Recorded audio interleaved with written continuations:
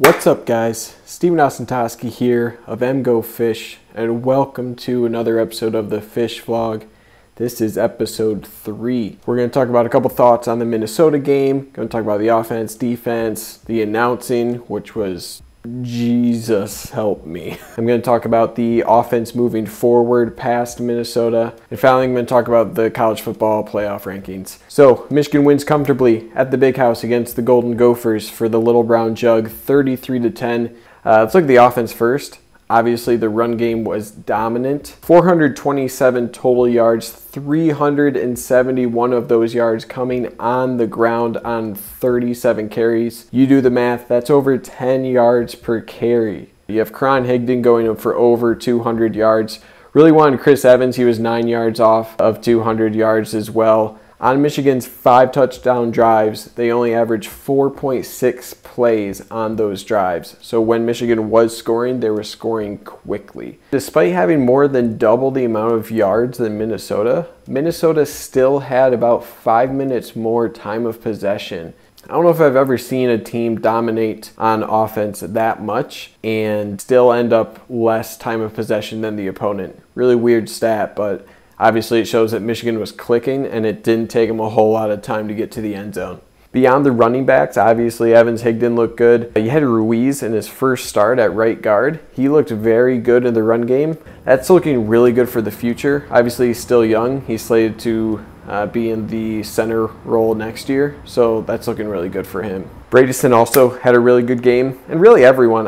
There weren't too many performances that stood out in a negative way in the run game. They were all opening up holes, they were doing double teams really well, sealing on the edge, pulling guards were clearing people out continually, so overall it was just an excellent performance for the offensive line in the run game. Pass game's a different story. Only about 50-something yards for Peters on the day. They didn't attempt too many passes. On 16 pass attempts, Peters was sacked 3 times. Obviously, that's a pretty high percentage of sacks. Ruiz was definitely responsible for one of those sacks. I'm laughing, but I shouldn't be. I'm pretty sure the entire Michigan fan base was collectively holding their breath when they saw that giant man approaching Peters' blind side.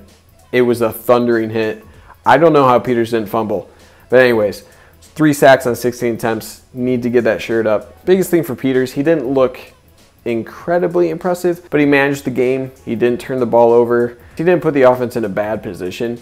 He did everything he was asked to do and overall set up the offense for success. So that's good to see. Obviously, you want to see more from him moving forward. It just wasn't a situation where you needed Peters dropping back a whole lot. All right, let's shift to the defense. Khaleke Hudson, where did you come from, man? His stat line on the day, 15 total tackles. I believe 12 of those were solo. He had 8 tackles for loss, 3 sacks, 1 forced fumble, and a somehow missed punt block. He could have tackled the damn punter on this rush. He folded into an accordion. I don't know what he did. And I'm not sure if I'm more impressed that he didn't block the kick or that he didn't rough the punter. I mean, he was right there. Anyways, he got a 99.9 from Pro Football Focus. It's only their second 99.9 they've given out this year. So those 8 tackles for loss is a Michigan single game, a Big Ten single game, and ties the NCAA single game record for tackles for loss. I think a lot of his reads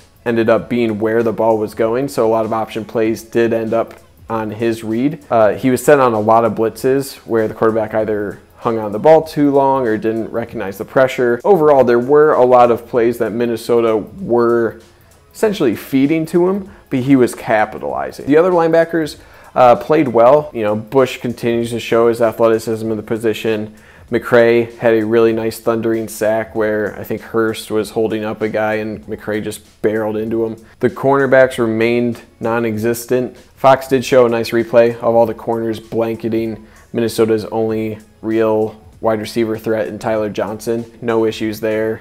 Defensive line, Maurice Hurst sacks a guy with the offensive guard on top of the quarterback. I feel bad for every offensive lineman that has to go up against him. Overall, the safeties, Kinnell had a really nice breakup at the end of the game on Tyler Johnson. There was one bad play where Metellus got burned badly on a quick slant route. And I've mentioned that in previous episodes where the safeties are the point where people are going to attack in the pass game. We'll see that moving forward. You know, it's another game under 200 yards that the defense gives up. You know, any game where you give up less than 200 yards is a win in my book. Final part about the Minnesota game was the announcing, and good Lord. Honestly, I don't ever recall like hearing a Spencer Tillman broadcast, but he was equally, if not worse than Brando. Let's go through a list of some of the terrible things. A shortened list, because if I were going through a whole list, that'd be a separate video. Number 1, Brando trying to dab. Oh, shut down. Is he trying to fart? Is he trying to laugh? Is he revving a motorcycle? Your guess is as good as mine. Never do that again, please. Number 2, Spencer Tillman praising Green for throwing a punch. Your left tackle in particular, Donnell Green, showing some vim and vigor out there. I like that in a kid. What the fuck? Like, it's such an awful take. Number 3, Spencer Tillman talking incessantly about how Tyreek Hill pushed Green in the back and that he should be kicked out of the game for a push. You know, Tyreek Hill with the free safety was the one that initially pushed him. Push right here. You guys in their back, you know. And there's a second push. And I think Tyreek Hill should be pushed out of the game as well. It was instigated previously by Tyreek Hill. Pointed out it was Kennel, number 23, that instigated. Kennel, the free safety that was involved in a little extracurricular activity. Sure, don't talk about the guy losing his temper throwing 2 punches, but yeah, kick out the guy who pushed an offensive lineman. My personal favorite is number 4, Spencer Tillman saying that Devin Bush is 6'2", less than 10 seconds after Tim Brando correctly calls him 5'11". A freak of nature, this kid. 5'11", 222, and really lightning quick. A little bit undersized, but for the middle, but you can watch how he flows to the ball and sticks his nose in there. Number 10 is only about 6'2". I never mute games.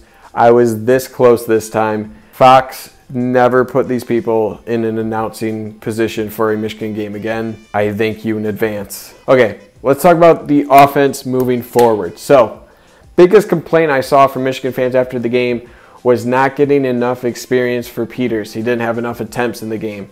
Usually I would agree with you, right? Young QB, a couple of big games in Wisconsin and Ohio State coming up. You're not going to be able to run the ball nearly as well against those teams as you were against Minnesota and probably Maryland next week. This time is extremely valuable for preparing him for those situations. However, when you're picking up 10 yards a pop running the ball, this is the defense giving you yardage. They're giving you yards. Yes, I would like to see Peters with more experience. But if Michigan passed a bunch and say they won the game 20-10, people would be complaining you were picking up 10 yards per carry. Why weren't you running all day against Minnesota and scoring more points? People are going to find a reason to argue about something or complain about something. Harbaugh mentioned that in his presser, and I totally agree with that. It is really nice to be at a point now where we can say this part of the offense is too dominant. We should stop doing that and develop the other part of our offense. Finally, I want to talk about the college football playoff rankings.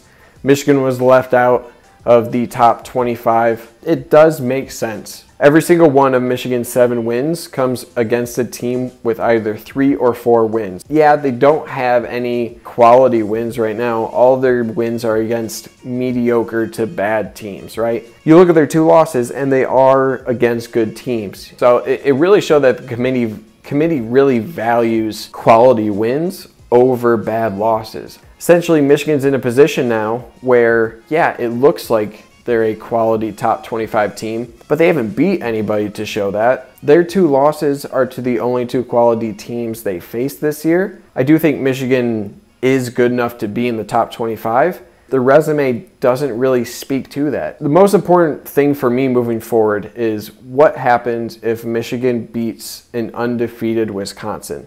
I think Michigan would deserve to be around the 13-14 range. Because if you look at Ohio State's resume right now, you know, the one good win over a ranked team for Ohio State's Penn State. For Michigan, it would be Wisconsin. And then 2 losses to ranked teams. In that scenario, Michigan would have a quality win with 2 losses to good teams and they beat everybody else, I think that should put them squarely in the top 15. I'm afraid the committee will see that potential win over Wisconsin more as Wisconsin being overrated than Michigan being underrated. So we'll see. That's the main area where if Michigan pulls off that win, where does Michigan end up? So let me know what you guys think in the comments. Are you worried about Michigan's offense moving forward against better teams? What's your argument for Michigan being in the top 25? Who are your stand-up performers from the Minnesota game? Let me know in the comments below. Don't forget to like and subscribe the video. I appreciate all of you who do support it already. Follow me on Twitter @StevenToski.